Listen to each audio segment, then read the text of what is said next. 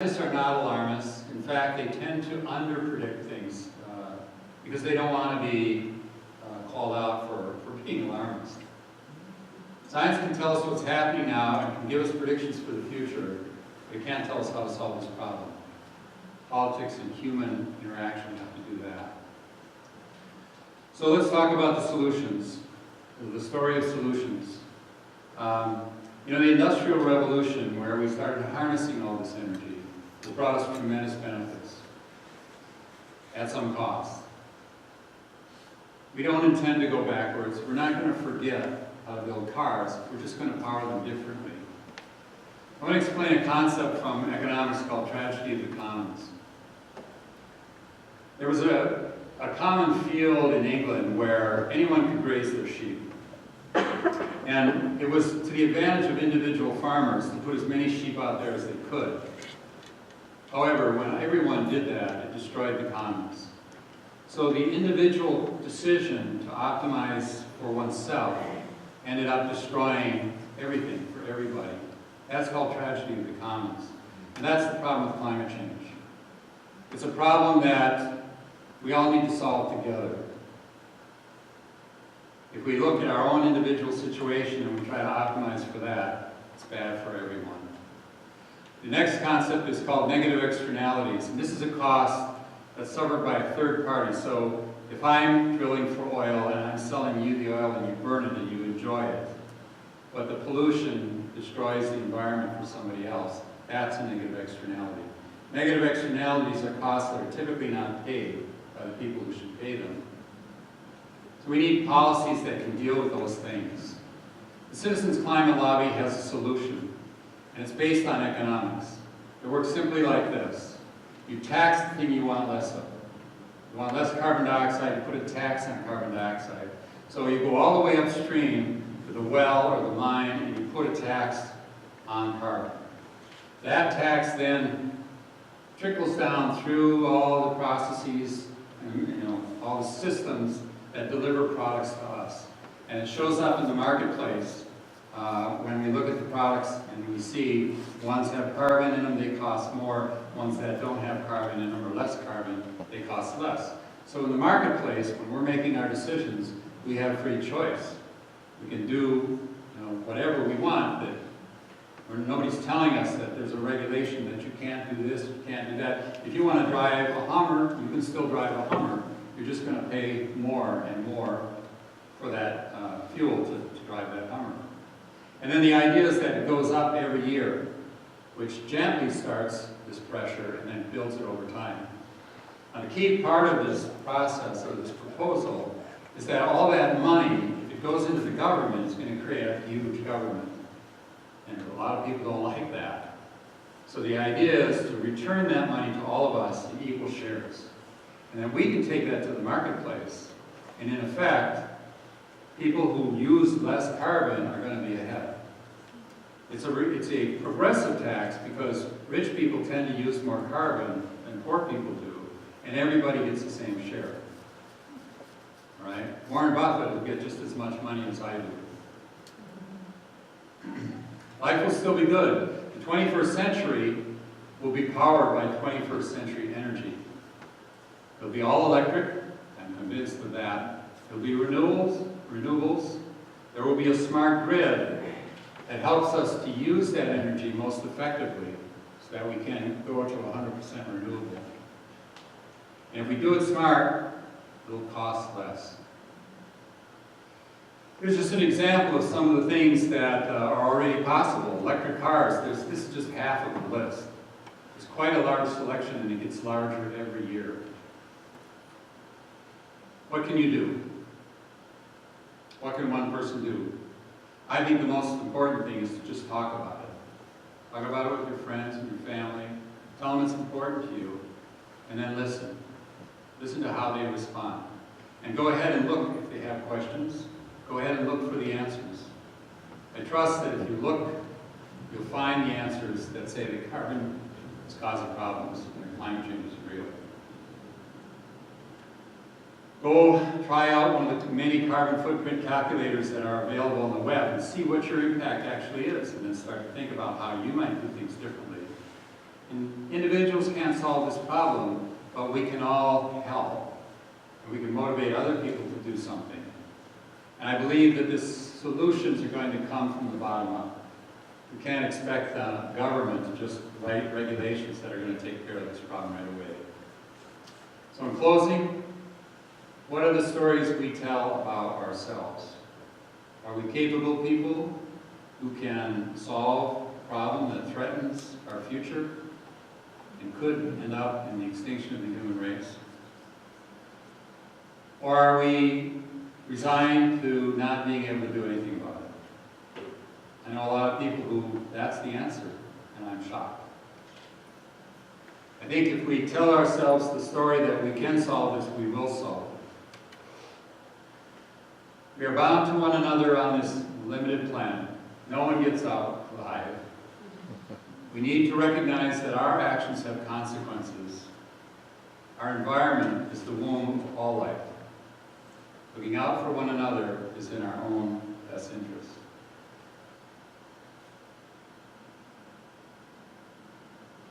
Falling in love is a story we tell ourselves. We need to tell the stories that cause us to fall in love again with all of God's creation. Talk to one another. Seek to understand. And share your understanding. We must change hearts to change minds. And when we love creation, it will love us back. Thank you.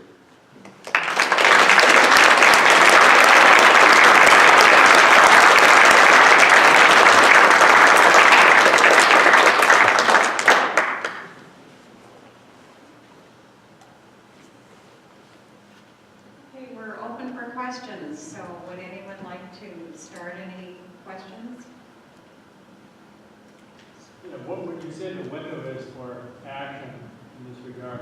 Here, Gary, why don't you use that so everybody can hear? What would you say that, what kind of a window do we have before it's too late?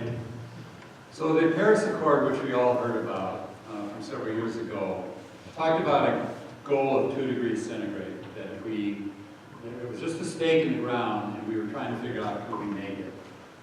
Well, during that process, several of the nations said, listen, if you go to 2 degrees, we're done.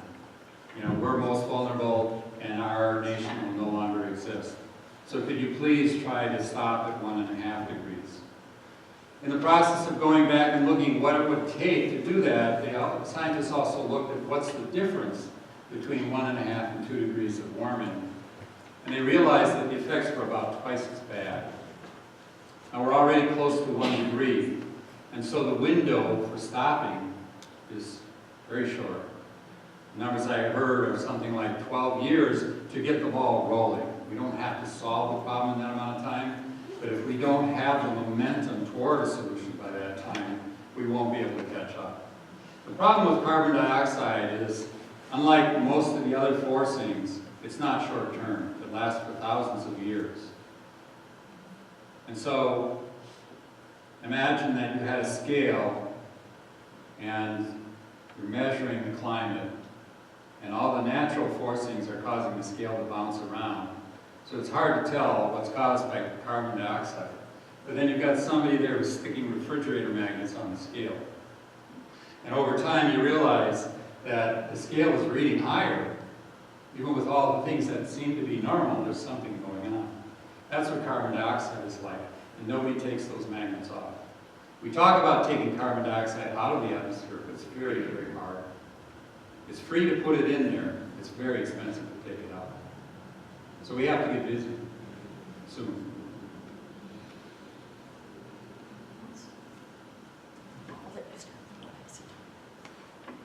Do you have any idea of what progress we're actually making on the legislation that's been proposed and that you talked about? I'm not an expert on that, but there are several different bills that have been proposed, and there are different trade-offs. You know, everybody wants to get involved in the conversation. I know that the oil companies are in favor of putting a tax on carbon, but I think part of their proposal allows them to control things a little bit. So I think we have to be careful about how we compromise on this. But there is discussion going on, and there is interest. And there is interest in areas and groups where there was no interest before. Yes. I'm wondering if you've seen any technologies that are being invested in other places other than the U.S. that are showing some promise. Well, Germany, you know, was downwind from Chernobyl. And actually, I happened to be there shortly after Chernobyl exploded. And so they decided they would shut down all of their nuclear plants. But then they also said that they would switch away from coal. They would go to 100% renewable energy. And Germany is a more northern country than we are, and they're making it work. It's challenging, but they're making it work. We're seeing that in China, they're going great guns with solar. They've got a solar array that's like 9 square miles, and you can see it from space. And that's just one. They're building many of them. They're investing heavily in electrical vehicles. And of course, they're developing the industry to produce solar panels because they see that as the future. In Canada and British Columbia, this carbon fee and dividend solution has already been in effect for many years. There are 3 or 4 provinces where it's been used up until recently, when the Canadian government decided that the whole country would go to it. And when they voted on it, the most enthusiastic response came from British Columbia, because they love it, and it works.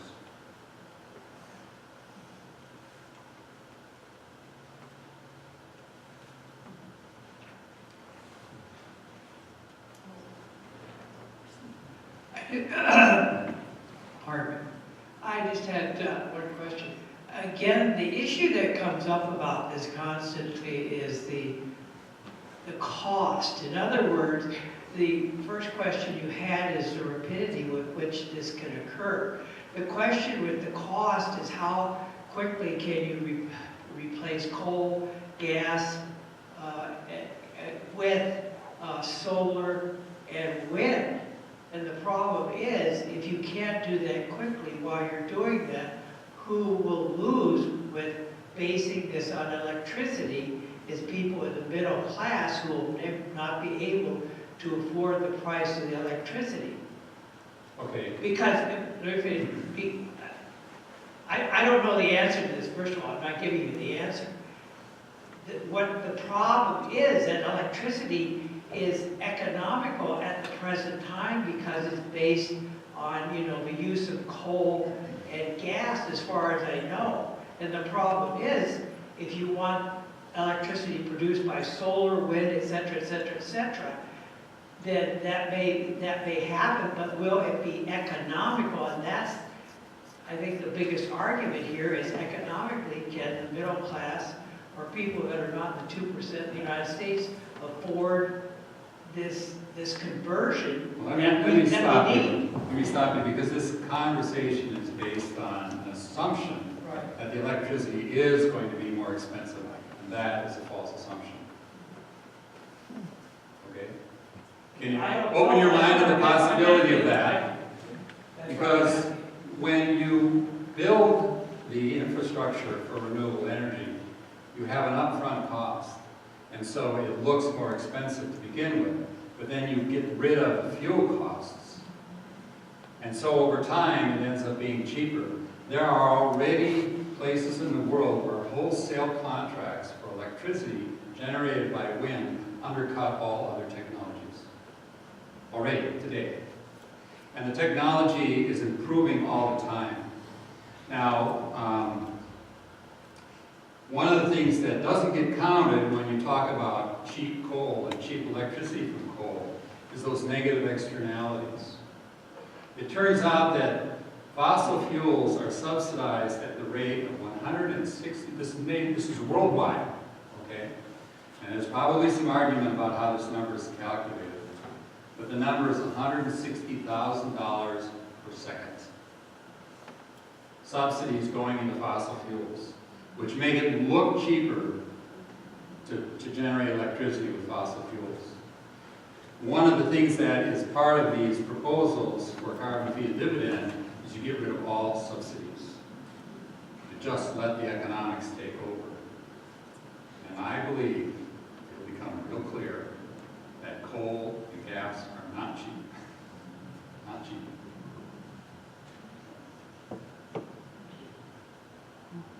So would you suggest right now that we look into solar panels? Would that be the most efficient way to go? Solar panels have a lot of benefits, and if you can do them, I encourage you to do them. There are some subsidy programs that allow you to recoup your investment over time, and for a lot of people, I think that the recuperation period is 8 years. I don't know exactly how the tariffs that have been put on solar panels have affected that equation, but there are a lot of people who are doing solar. And the advantage of solar is that you're also modeling. And that's what I'm talking about when I say share your stories, is model behavior for your friends. And when they see that it doesn't hurt, then they'll do it too. My wife and I have had an electric car for 7 years almost, and we've enjoyed it thoroughly. We've shown it to friends, and they've gone out and bought electric cars. And it's growing very rapidly. There are a lot of benefits to electric cars. A lot of people will immediately focus on, well, if I want to drive from here to California, I'm going to have to stop and charge along the way, and that's just not going to work, right? Well, you've heard the analogy of if you evaluated a fish by its ability to climb a tree, it would always lose, right? And there are things that a fish can do that a monkey that can climb a tree can't do. And it's the same way with electric cars. There are things electric cars can do that really smash gasoline cars. I think it's kind of like digital photography. You know, for years people said digital photography is never gonna win. But then all of a sudden you had it on a smartphone and you could send a picture. You could take a picture and send it immediately. And now nobody was interested in film, and it was gone overnight. And I think that's what's going to happen with gas cars. There's going to come a period where all of a sudden things are going to change very rapidly. And I've seen predictions, which I think are pretty outrageous, as soon as 2025. There are more conservative estimates out there, though. My response to that, Bill, is that what we have done is we have an electric car also as well. We have 108,000 miles on our electric car. Our total cost for the maintenance and the energy to drive that car for the last 108,000 miles, minus the cost of tires, $1,300. The cost of putting solar on our house is, granted there's a subsidy involved in that. The payback today is estimated to be just shy of 11 years. After 11 years, my electricity bill will be essentially zero. There are many examples in the world where people are making huge forays into this. Norway, for example, I think the number is 60% of vehicles sold in Norway today are electric vehicles. Well, why is that? Well, they have a lot of energy. They have a lot of hydropower. Electricity is cheap. Where does bauxite get refined? A lot of bauxite is refined in Iceland. They haul the bauxite up to Iceland and they convert it into aluminum. And the reason for that is because they have all of these thermal electricity.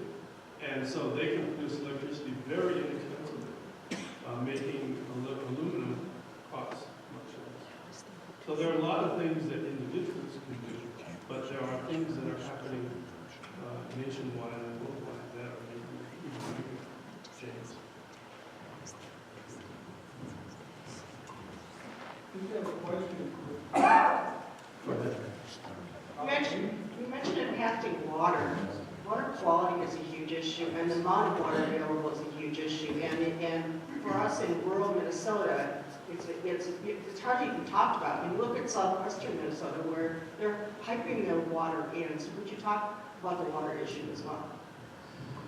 Well, one of the things that happens when the climate gets warmer is water evaporates faster. And so areas that are already marginal with water are going to become more so. That plus the weather patterns that we relied on have shifted because of the different distribution of energy across the globe. You all heard of the jet stream, and it actually plays a very major role on our climate. It used to be pretty well constrained, but it's driven by the difference in temperature from the south to the north, the so-called gradient. And that gradient with climate change is diminishing because of the way greenhouse gases kind of act like a blanket. It's kind of like, you know, if your feet are out from underneath the blanket, they're going to get cold. But if you cover your whole body, including your feet will be warm, right? Well, so that gradient diminishes, and the jet stream loses its intensity, and it starts to become very loopy, kind of like a loose guitar string. It slops around.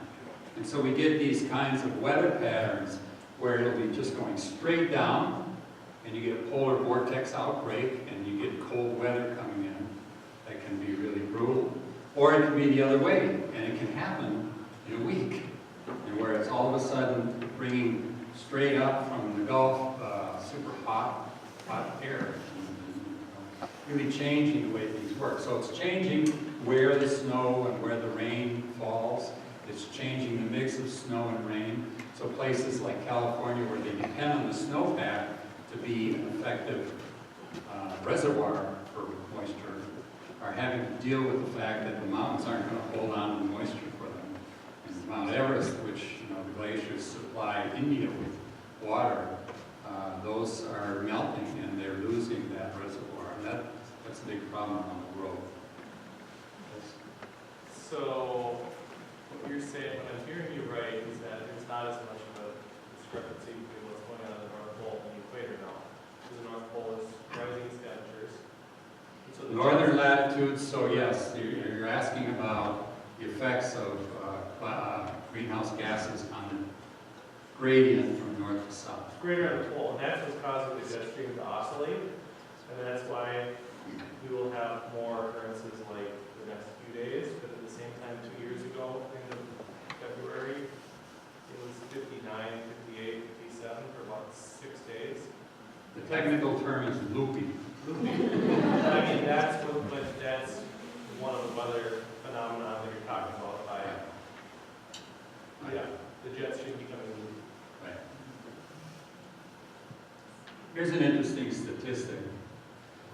Warmer water evaporates more moisture, and that moisture, comes out as these bigger rainstorms. Hurricane Harvey, which hit Texas and Louisiana, was the biggest amount of rain this country has ever seen in a 5-day storm. There were 27 trillion gallons of water. Just to put that in perspective, Lake Mille Lacs is about 1.7 trillion gallons. So that's equal to about 15-ish, I can do the math quickly, Lake Mille Lacs. It's enough water to flood southern Minnesota from a line across the state at Coon Rapids to the Iowa border with water 5 feet deep. And now the scientists have reason, and it takes time. Opinions are easy, and they can come out the next day. Facts take time. And the facts that the scientists have determined about that storm is that there was 40% more water in it because of climate change. So, I work in the utility industry, and utilities tend not to like hydro, well, they love hydro. They tend not to like windmills, they tend not to like solar cells because wind stops blowing into the cloud. Yeah. So we got this battery problem. Yeah. So you didn't talk about that. No. Everything you talked about, I agree with, by the way. Good. But you didn't talk about the battery problem. Right. What do you do when it gets dark? What do you do when it stays cloudy? Right. Battery technology is something that has to be solved. That's a very good question. So the question, if you didn't hear it, was how do we even out the spikes in availability of renewable energy? Because the wind sometimes stops blowing and the sun goes down every night. Okay? One of the big things that can be done is to have the load, the things that consume electricity, follow the generation. And the more you can do that, the more renewable energy you can have. Because if you can say, well, the sun just went under a cloud and the solar panels aren't producing, so stop taking electricity, those places where you can do that, then the places that can't stop can continue to operate. One example of this is electric cars. Electric cars have a smart charging technology where they can respond almost instantaneously to a signal that says stop charging or start charging. So if all of a sudden you have a lot of wind and you have a lot of electricity and you got to do something with it, if you've got a whole fleet of electric cars plugged in all the time, you can say, oh, you guys turn on, or the wind dies, you go, oh, you guys turn on. Another thing you can do is you can change the way you do manufacturing that consumes a lot of electricity. For example, the bauxite example, right? Imagine if you had a factory that was, say, smelting iron ore or something like that. And you just design the factory to use energy during the day when the sun is shining, and then don't do something else in the factory at night. The more you can change how you consume electricity, the less you need batteries. And that's what I meant when I said if we do this right, it could be cheaper than the kind of electricity we have today. A follow-up on your follow the sun solution here is that if you're going to do that on a worldwide basis, the smaller countries in Europe and Southeast Asia now have to kind of get friendly with each other because they're going to be following, their manufacturing is going to be moving from Vietnam to Cambodia to Laos to wherever, Pakistan. And so we need to, are we not going to have to learn a political solution to this problem as well? Well, I'm not sure the answer to your question about world politics, but I do know that we have to work together. Yeah. We're not doing that very well right I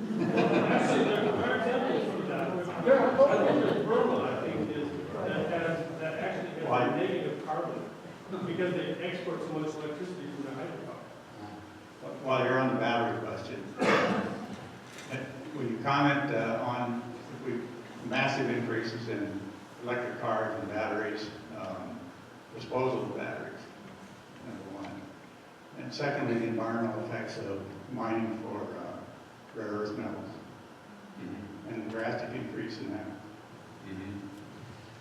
Yeah, so what happens to the environment when we dig more stuff up out of the ground to build more cars? And that's a problem. I agree with it. I know that when you have something like cobalt that's part of a battery design and costs you a lot and the supply is not secure, then the manufacturers and the researchers work very hard to get that out of the system. And they're pretty good at doing that. Can it be done in all cases? I don't know, but I think that innovation over time has shown that when something costs a lot, people find other ways to do it. And so as long as we're honest about what things cost and we don't have negative externalities where we hide things and subsidize them, then I think we will solve these problems.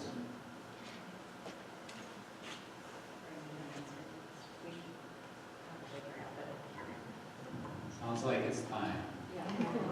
I want to just thank everybody for coming, and thank you, Bill. We'll hear from you for this program, and great talk. Thanks for all your great questions.